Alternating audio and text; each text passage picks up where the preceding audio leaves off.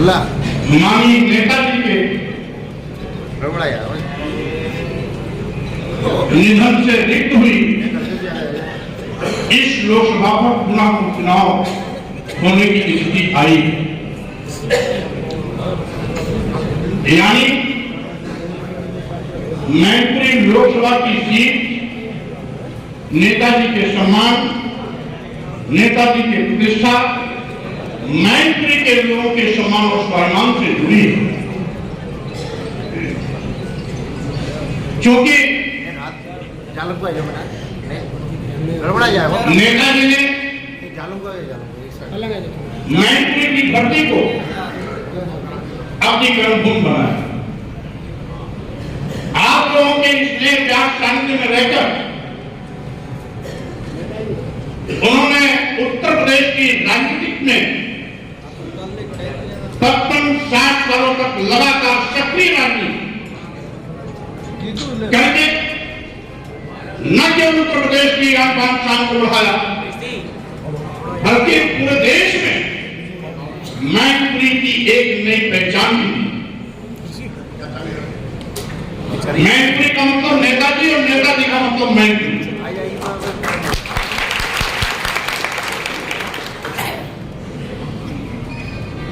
और उनके आकस्मिक निधन से ये चीज खाली हुई। इसलिए साथियों, ये आपकी प्रतिष्ठा का चुनाव है और ये चुनाव ऐसे वक्त पर हो रहा है जिसमें पूरे देश और प्रदेश में डबल इंजन की सरकार सभी मुद्दों पर फेर हुई है। भारतीय जनता पार्टी ने जो वादे किए थे सभी वादों पर पूरी तरीके से असफल साबित हुई है। आज बड़े पैमाने पर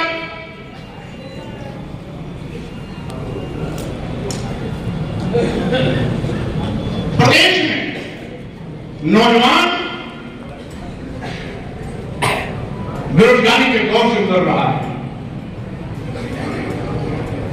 जब से भाजपा सरकार आई तब से सरकारी नौकरियों की वैकेंसीज निकलना बंद हो गई।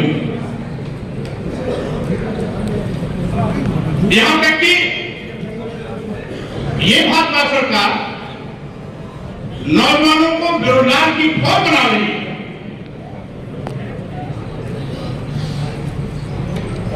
और इसने नौजवानों की आंख में धूल झोंकने का एक और तरीका अपना लिया। पहले जगह निकलती थी, वैकेंसी निकलती थी, उसके सापेक्ष परीक्षा होता था, इंटरव्यू होता था, सिलेक्शन होता था। वैकेंसी एक भी नहीं निकली। इस उम्मीद में कि वैकेंसी निकलेगी, अभी हाल में सरकार ने पेट की परीक्षा कराई। 200-300 पद आने वाले हैं। इस संभावना में पेट की परीक्षा हुई जिसमें 37 लाख परीक्षार्थी बैठे। 37 लाख परीक्षार्थी बैठने का मतलब बेरोजगारी का आंकड़ा आज लगभग 4-5 करोड़ तक पहुंच गया है। 200 संभावित जगहों के लिए जगह आई नहीं, आएगी कि नहीं आएगी इसका भी कोई तय नहीं। और ये पेट की परीक्षा हर साल होती है, यानी हर साल बेटियों और बेटों को अपनी नौकरी के लिए ट्रेनों में, बसों में, गाड़ियों में जानवरों की तरह छूट करके जाने के लिए मजबूर होना पड़ता है। ये हालात आज बेरोजगार नौजवान को सरकारी नौकरी के लाले पड़ गए। यही नहीं, हम अपने सभी यहां पर नौजवानों से कहना चाहते हैं, अभी नहीं, अगर भाजपा सरकार रही तो कभी नहीं नौकरी मिलेगी। क्योंकि ये भाजपा सरकार अब तो सरकारी विभागों को भी अपने चहेते थैलीशाहों के हाथों में अरबों खरबों की संपत्ति कौड़ियों के भाव बेच रही है। कई दर्जन पोरबंदर दे दिया प्राइवेट कंपनी में, कई एयरपोर्ट दे दिया, एयर इंडिया दे दिया, कई रेलवे स्टेशन दे दिया, कई दर्जन ट्रेनें दे दी और साथ ही साथ LIC जैसा बड़ा संस्थान दे दिया। यानी ये सरकारी विभाग या सरकारी संपत्ति मोदी जी के और योगी जी के पुरखों का नहीं है, ये देश के गरीब मजदूर किसानों के खून पसीने की मेहनत कमाई से बना हुआ है। इनको कौन सा हक है कि बड़े बड़े फैली शाहों को परोस रहे हैं? देश की जनता के खून पसीने का कमाई के पैसे को अपना बपोती समझ करके अपने चहेते पूंजीपतियों को दे रहे हैं। इसका मतलब है न रहेगा बांस, न बजेगी बांसुरी, न रहेंगे सरकारी विभाग, न मिलेगी सरकारी नौकरी। इसलिए हर नौजवान अपने भविष्य को ध्यान में रखते हुए कि आपके भविष्य पर काले बादल न बढ़ रहे हैं, भविष्य में भी आपको सरकारी नौकरियों से वंचित न होना पड़े। इसलिए हर नौजवान कसम खा के देखो कि हम मैनपुरी चुनाव को जीतकर भाजपा की सफाई की शुरुआत करने जा रहे हैं। हम जानते हैं कि इस चुनाव से हम सरकार नहीं बनाने जा रहे हैं, तो सरकार बनाने जा रहे हैं। लेकिन नौजवानों, एक चीज मैं जरूर कह देना चाहता हूं, मैनपुरी लोकसभा की सीट चुनाव की जो सीट है, ये माननीय नेताजी मुलायम सिंह यादव जी की प्रतिष्ठा और शान से जुड़ी चीज है। ये चुनाव एक ऐसे वक्त हो रहा है, अगर मैनपुरी लोकसभा में आपने जीत का बिगुल बजा दिया, जिनपल यादव जी को सांसद बना करके भेज दिया, तो मैं कह देना चाहता हूं 2024 के लोकसभा चुनाव आपका होगा, किसी और का नहीं होगा। 2024 की लोकसभा के फतेह की शुरुआत मैनपुरी लोकसभा के उपचुनाव से हो रहा है। आप चाहते हो नेताजी की विरासत आगे बढ़े? नेताजी ने जो 50 साल 60 साल तक आपके बीच में साथ रहे हैं, इसमें बहुत से ऐसे लोग होंगे जो उनके संगठनों के साथी रहे होंगे, उनके साथ जेल भी गए होंगे, उनके साथ लाठियां भी खाई होंगी और उनके साथ में खाना पीना भोजन भी करने का अवसर मिला होगा। बहुत से लोग ऐसे बैठे, तो उन्होंने जो अपना आशीर्वाद अखिलेश यादव जी को देकर के अपने जीते जी आपके समाजवादी पार्टी आंदोलन को आगे बुलंद रहने की जिम्मेदारी दी है। अगर ये लोकसभा सीट जीतते हैं तो राष्ट्रीय अध्यक्ष अखिलेश यादव जी का सम्मान पूरे देश में रहेगा और सही मायने में ये नेताजी को सच्ची श्रद्धांजलि भी होगी, क्योंकि नेताजी की सीट खाली हुई है, इस सीट पर चुनाव है। मैनपुरी के लोग जीतेंगे इस चुनाव को, तो केवल जीत ही नहीं होगी, केवल डिंपल यादव जी सांसद नहीं बनेगी, बल्कि माननीय नेताजी मुलायम सिंह यादव जी को आप लोगों की तरफ से ये सच्ची श्रद्धांजलि भी होगी। इसके साथ ये चुनाव बहुत महत्वपूर्ण है। ये भाजपा के लोगों ने कहा था हम किसानों को लाभकारी मूल्य दिलाएंगे, आज तक तो लाभकारी मूल्य मिला नहीं। धान के केंद्र, गेहूं के केंद्र, बिचौलियों के दलाली के अड्डे बन जाते हैं। किसान 10-10 ठोकरे खाता, उसके धान गेहूं खरीद नहीं होती है, बिचौलियों और दलालों के माध्यम से खरीद होती है। हमको गन्ना क्षेत्र ये सरकार जितना किसानों का बकाया भुगतान भी नहीं दिला रही है। और यही नहीं, किसान जो सामान पैदा करता अपने खेत में, जब बाजार में ले जाता है तो मिट्टी के भाव से बिकता है। अगर किसानों को, गरीबों को, मजदूरों को, गांव वालों को पूरे उत्तर प्रदेश में 200-200 से लगाएंगे, योगी जी कहते हैं हम इनको, इनके लिए जगह जगह हम बनवा रहे हैं गौशाला। और गौशाला तो बना रहे, लेकिन गौशाले में चारे की व्यवस्था, पानी की व्यवस्था।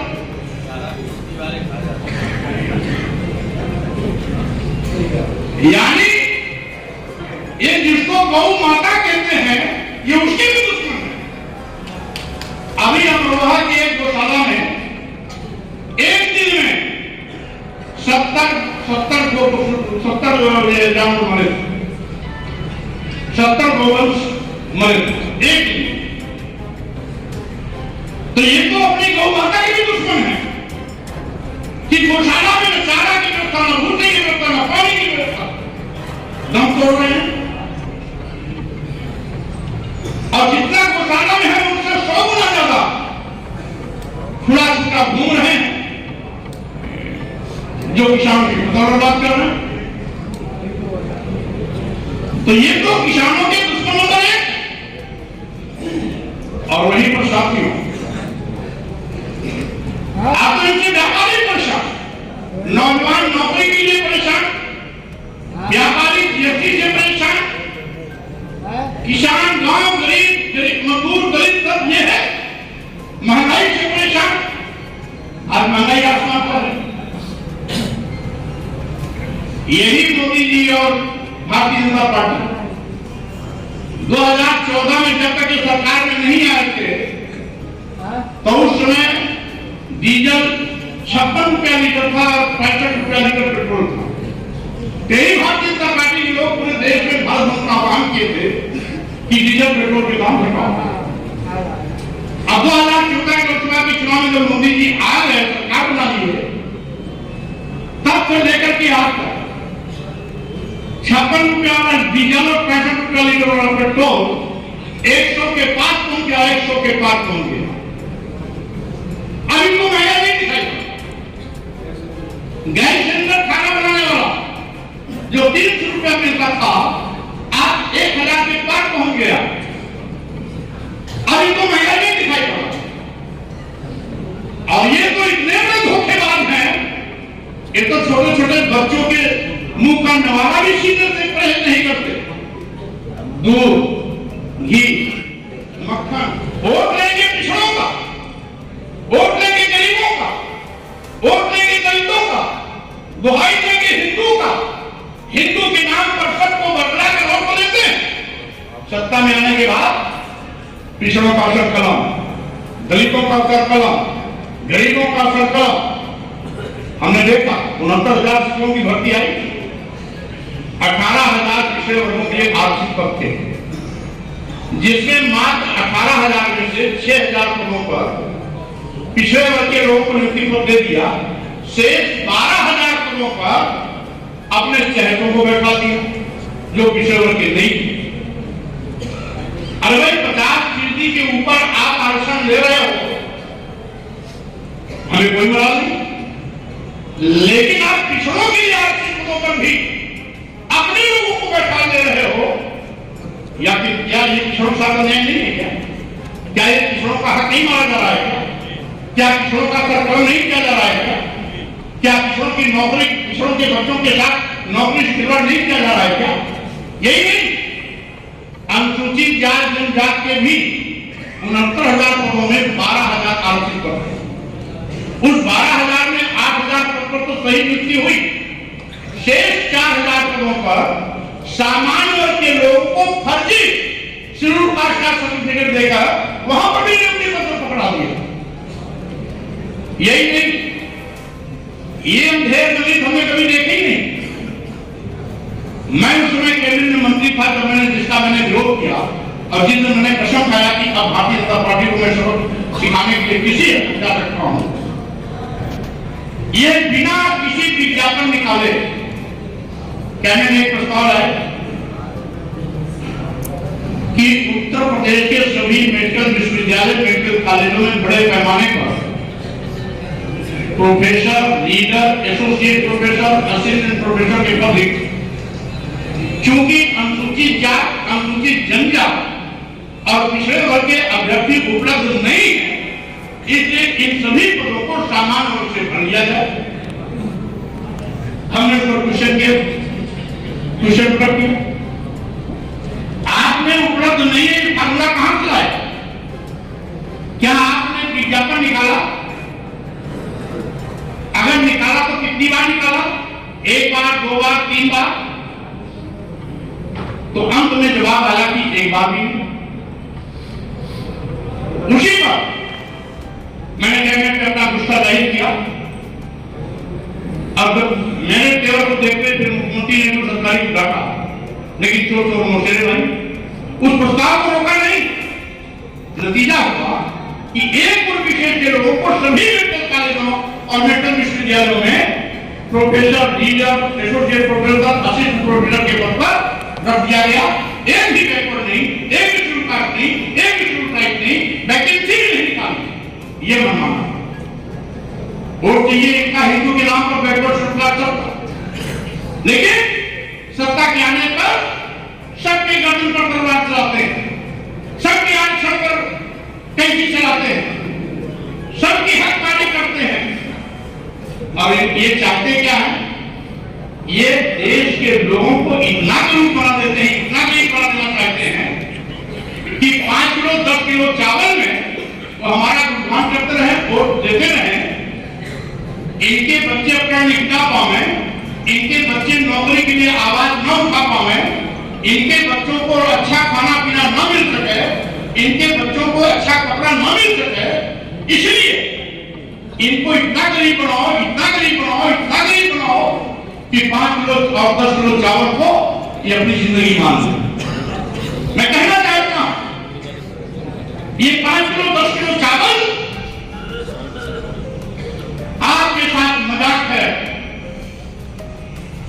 किसी गरीब का बेटी बेटा पढ़ाई लिखाई ना कर सके, किसी गरीब की बेटी बेटे को अच्छा कपड़ा पहनने को न मिल सके, किसी गरीब की बेटी बेटा को अच्छा ओहदेदार, अच्छे ओहदे पर जाने का मौका न मिल सके, किसी गरीब के बेटी और बेटे को सरकारी नौकरी न मिल सके, किसी गरीब की बेटी और बेटे को आने वाले समय में अच्छा घर न मिल सके, इसलिए ये देश के लोगों को मजलूम बनाना चाहते, गरीब बनाना चाहते, लाचार और बेचारा बनाना चाहते, जो इनके रहमो करम पर जिंदा रहे ऐसी हालात पैदा कर देना चाहते हैं। इस हिसाब से मैं कहना चाहता हूं भारतीय जनता पार्टी नौजवानों, गरीबों, मजदूरों, किसानों, गांव गरीब और छोटे व्यापारियों की दुश्मन नंबर 1, और इस दुश्मन नंबर 1 को पटरी देने का सबसे अच्छा मौका आपके इस मैनपुरी लोकसभा उपचुनाव का है, जहां पर आप पूरी ताकत के साथ एक को डिम्पल यादव को देकर उनको फाइट कराने के अभियान चलाने का प्रयत्न। और मैं ये भी कहना चाहता हूं